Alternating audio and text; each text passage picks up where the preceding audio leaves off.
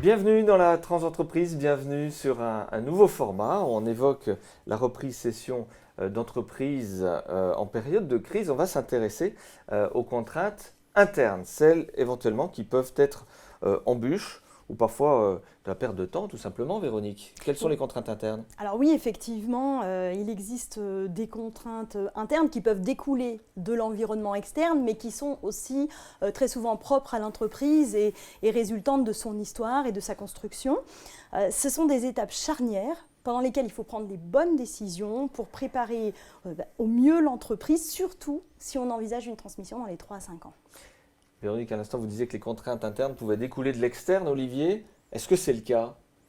Oui, l'exemple typique, c'est le client principal d'une entreprise qui est présent parce qu'il y a des liens d'amitié avec le cédant, avec le chef d'entreprise. Bon, lui, le cédant, il voit ça comme un élément de solidité, la solidité des liens d'amitié qu'il a avec son client. Mais demain, le repreneur, qui n'a pas ces mêmes liens d'amitié, lui, verra ça beaucoup plus comme une faiblesse de l'entreprise, c'est-à-dire que l'entreprise est dépendante de ce gros client. Et puis alors, je crois qu'il y a des contraintes également, alors là purement internes, Philippe. Les contraintes internes, en général, elles viennent d'où ? En fait, aujourd'hui, évidemment, on est dans un contexte de pénurie de main-d'œuvre. Donc, toutes les entreprises qui ont des soucis d'attractivité de leur métier ont des problèmes encore plus importants que d'habitude.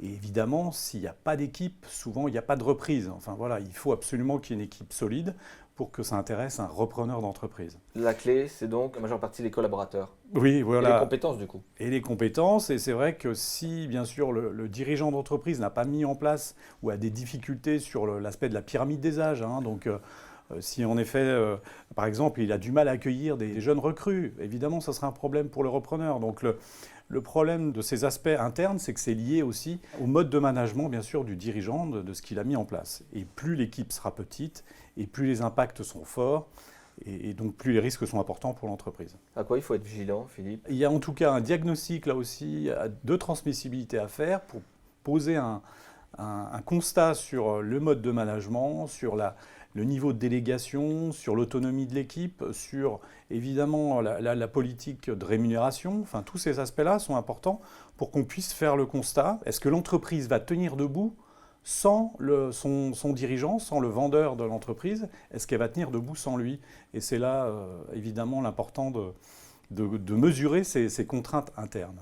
Sujet ô combien intéressant, évidemment, Philippe, que ces contraintes. Je voudrais qu'on illustre vos propos avec un témoignage. Monique Fleury, bienvenue sur ce plateau. Bonjour, Merci, vous êtes bonjour. manager régional du service en évolution professionnelle pour le réseau EVA en Bourgogne-Franche-Comté. Quand vous entendez Philippe, ça vous inspire quoi, notamment sur tous ces phénomènes ? Pour rebondir sur les propos de M. Bugeaud, en particulier les contraintes RH, le service de conseil en évolution professionnelle peut être donc un service utile pour l'entreprise pour la gestion des ressources humaines, en particulier sur des questions liées à l'évolution, au développement des compétences des salariés, à la création et à la reprise éventuellement, bien évidemment, à l'interne. Depuis 2018, les entreprises sont invitées à informer les salariés, leurs propres salariés, de l'existence de ce service qui est gratuit et confidentiel. Ce service peut être utile comme outil RH pour l'entreprise. Monique Fleury, est-ce qu'il y a des éléments de contexte qui favorisent la création d'entreprises ? Alors oui, tout à fait. En fait, le Covid a libéré les envies. Les personnes sont en quête de sens pour leur avenir professionnel et on observe également un développement de la multi-activité pour augmenter son pouvoir d'achat et sécuriser sa situation, en particulier des activités en parallèle grâce à la création. De manière très concrète, vous auriez quelques chiffres à nous donner ? Oui, tout à fait. Donc, en 2022, parmi les personnes qui souhaitaient travailler à un projet d'évolution professionnelle, un bénéficiaire sur 5 avait un projet de création ou reprise d'entreprise. C'est le deuxième motif de sollicitation de notre service et il est en progression de 2% en cohérence avec les chiffres de l'INSEE au niveau national sur 2022. le rôle de votre service dans tout cela? Toutes ces personnes qui ont des projets d'évolution et de création et de reprise ont besoin d'être accompagnées et le service de conseil en évolution professionnelle, il se positionne comme le fil rouge dans la démarche et donc nos 43 agences représentent un véritable maillage territorial et ainsi les professionnels qui travaillent dans ce service peuvent identifier et orienter les partenaires sur les territoires et on a un bénéficiaire sur 10 qui sollicite un de ces acteurs pour une action d'accompagnement à la reprise ou à la création d'entreprise. On a réalisé en octobre dernier une enquête et sur 2022, 15% des bénéficiaires ont mis en œuvre un projet de création ou reprise d'entreprise, ce qui est très positif. Merci pour cet éclairage, Merci Monique Fleury. Olivier et Philippe, je reviens vers vous, toujours sur les contraintes internes. Je crois qu'il y a forcément, quand on entend tout cela, une nécessité de se structurer pour regarder vers l'avenir. Oui, il faut penser 3 à 5 ans avant à adapter l'entreprise, effectivement. La première question, c'est l'autonomie de l'entreprise vis-à-vis de son dirigeant. Il faut éviter de trop personnifier l'entreprise.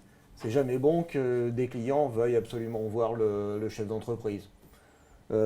Également le nom commercial, il faut éventuellement le changer s'il est encore temps. Puis après on a des cas particuliers, on a les cas des contrats de franchise, de concession d'enseigne. Au moment où on va renouveler ces contrats, on va peut-être se demander s'il est possible de mettre fin au contrat. Comment se passe la procédure de transmission du contrat? Est-ce que le franchiseur a un droit de regard sur le repreneur? Quels sont les frais et notamment les droits d'entrée que le repreneur devra s'acquitter? Enfin, il y a un autre cas aussi, c'est le matériel de l'entreprise. Il doit absolument être adapté à l'activité actuelle de l'entreprise. Il ne doit pas être insuffisant, bien sûr, mais il ne doit pas non plus être surabondant, ni être disproportionné. On a souvent le cas du repreneur de l'entreprise de travaux publics qui ne peut pas se satisfaire de voir la moitié de son matériel sur le parking de l'entreprise. Merci Olivier pour ces éléments et j'imagine que plus on s'y prend tôt et plus c'est facilitateur évidemment dans le cadre de la session. 3 à 5 ans. Et je rajouterais juste une petite chose, c'est qu'en effet, par rapport à ce que disait Monique, le chef d'entreprise ne peut pas bloquer, en tout cas, ses salariés qui sont dans un objectif de repositionnement ou voilà, un objectif entrepreneurial.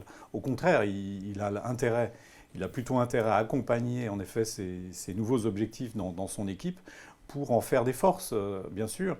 Au travers du diagnostic de transmissibilité, on pourra mettre en avant, en effet, ces constats-là et en tenir compte pour que l'activité soit notamment préparée à cette future session. On a l'impression que ça coule de mieux en mieux, ça se fait de plus en plus en tous les cas, grâce notamment à votre et à vos interventions respectives. Véronique, qu'est-ce qu'on retient de ce format? Moi, je dirais qu'en fait, un bon cédant, c'est un dirigeant qui aura su rendre son entreprise agile et autonome par rapport à sa fonction de chef d'entreprise, pour qu'elle puisse affronter à la fois son marché et puis l'évolution à venir.